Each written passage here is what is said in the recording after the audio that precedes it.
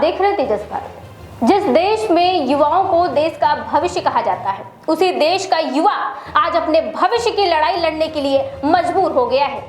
सरकारें चुनाव जीतने के लिए बड़े बड़े वादे करती हैं, युवाओं के नाम पर भाषण देती हैं, लेकिन जब बात उनके रोजगार, उनके शिक्षा और उनकी परीक्षाओं की जाती है तो पूरा सिस्टम चुप दिखाई देता है। इस देश के छात्रों को, इस देश के नौजवानों को सरकार ने भेड़ बकरियों की तरह अपना भावी समय चुनने के लिए मजबूर कर दिया है। सरकार के मंत्री हो, विधायक हो, सांसद हो, युवाओं की आवाज उठाने वाला कोई नहीं है, कोई भी नहीं है जो ये पूछ सके कि भाजपा सरकार के पास कुंभ के लिए ट्रेनें चलाने का पैसा था, ट्रेनें चल भी रही थी, लेकिन बच्चों की परीक्षा जिसके लिए वो खुद पैसे देते हैं, उनके लिए ट्रेनें की सुविधाएं नहीं थी। युवाओं के मसले में सब चुप हैं, लेकिन एक अभिजीत दीप के नाम का लड़का बोलने के लिए निकला है तो उसे थप्पड़ मरवाए जाते हैं। जब सरकार ने युवाओं के लिए जियो का डाटा और फ्री का आटा दे दिया है तो फिर इन छपरियों की हिम्मत कैसे हुई कि धर्मेंद्र प्रधान का इस्तीफा मांग ले, है ना? बस चिढ़ इसी बात की है। इस देश के युवाओं का कुछ नहीं हो सकता। इस देश के युवा आबादी बनी ही नेताओं के बनाए नियमों के नीचे रौंदे जाने के लिए। कोई युवाओं की बात करने आता है तो थप्पड़ खाता है। इस देश के युवाओं के नसीब में धक्के खाना ही लिखा है। इतना सब हो जाने के बाद भी दीपके ने कहा है कि हमला करने वालों को छोड़ दिया जाए। पहले आप दीपके का वीडियो सुनिए। अभी मुझ पर हाथ उठाया है, उसको छोड़ दो, उसको मारो मत, ये मेरी रिक्वेस्ट है। इन लोगों पर हमला करने दो, हम अपनी तरफ से हाथ नहीं उठाएंगे। अब ये देखिए, ये है भाजपा की डबल इंजन सरकार का डबल स्टैंडर्ड। वोट लेने के लिए जो भाजपा बिहार में 40 से ज्यादा ट्रेनें चलवा सकती है, वो आपके बच्चों के भविष्य के लिए एक ट्रेन तक ढंग से नहीं चलवा पा रही है। ये देखिए, बिहार के लोगों ने क्या वीवीआईपी कल्चर देने वाली सरकार चुनी है। जानते हैं दोस्तों क्यों है ये सब?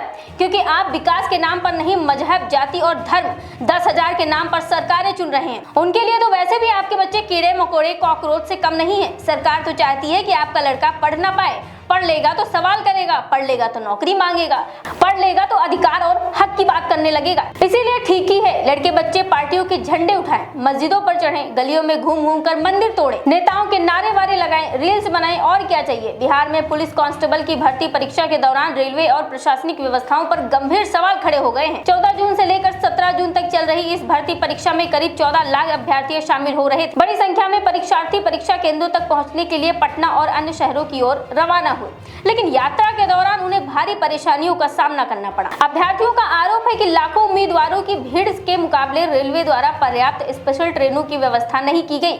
नतीजा ये हुआ कि ट्रेनों में अत्यधिक भीड़ उमड़ पड़ी, कई कोचों में पैर रखने तक की जगह नहीं बची और यात्रियों को दरवाजे या खिड़कियों से लटक कर सफर करना पड़ा। कुछ अभ्यर्थियों ने दावा किया है कि भीड़ और अव्यवस्था के कारण उनकी परीक्षा तक छूट गई। स्थिति उस समय और ज्यादा तनावपूर्ण हो गई जब पटना के पाटलिपुत्र रेलवे स्टेशन पर सैकड़ों छात्रों ने विरोध प्रदर्शन शुरू कर दिया।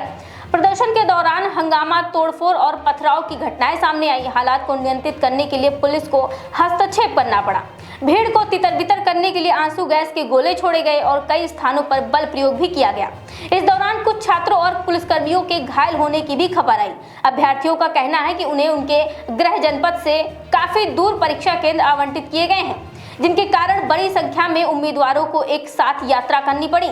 वहीं रेलवे प्रशासन का कहना है कि यात्रियों की सुविधा के लिए आवश्यक कदम उठाए गए। अभ्यर्थियों का कहना है कि उन्हें उनके गृह जनपद से काफी दूर परीक्षा केंद्र आवंटित किए गए हैं, जिसके कारण बड़ी संख्या में उम्मीदवारों को एक साथ यात्रा करनी पड़ी। वहीं रेलवे प्रशासन का कहना है कि यात्रियों की सुविधा के लिए आवश्यक कदम उठाए गए थे और स्थिति को सामान्य करने का प्रयास किया गया था। अब सबसे बड़ा सवाल यही है कि इतनी बड़ी भर्ती परीक्षा के लिए क्या व्यवस्थाएं पर्याप्त थी और जिन छात्रों की परीक्षा प्रभावित हुई है उनकी जिम्मेदारी कौन लेगा? कोई तो ट्रेन ना छूट जाए इस डर से सोया ही नहीं था, कहीं लेट ना हो जाए। दोस्तों, सवाल सिर्फ छात्रों की भीड़ का नहीं है, सवाल उस व्यवस्था का है जो हर भर्ती परीक्षा में लाखों युवाओं को भगवान भरोसे छोड़ देती है। प्रशासन को पहले से पता था कि लाखों अभ्यर्थी परीक्षा देने पहुंचेंगे, फिर भी न ट्रेनों की पर्याप्त व्यवस्था थी, न सुरक्षा के पुख्ता इंतजाम थे। नतीजा ये हुआ कि छात्र परेशान हुए, स्टेशन पर हंगामा हुआ और हालात बेकाबू हो गए। आज बिहार के युवा पूछ रहे हैं कि आखिर उनकी मेहनत और उनके भविष्य की कीमत इतनी कम क्यों है? जब चुनाव रैलियों और बड़े आयोजनों के लिए विशेष इंतजाम किए जाते हैं तो रोजगार की उम्मीद लेकर निकले छात्रों के लिए क्यों नहीं? ये घटना सिर्फ एक प्रशासनिक चूक नहीं है, बल्कि व्यवस्था की गंभीर नाकामी की कहानी बयां करती है। इस पूरे मामले पर आपकी क्या राय है? क्या सरकार और प्रशासन इस अव्यवस्था के लिए जिम्मेदार है? अपनी राय हमें कमेंट बॉक्स में जरूर बताएं। वीडियो को लाइक करिए, शेयर करिए और चैनल को सब्सक्राइब करना ना भूलें।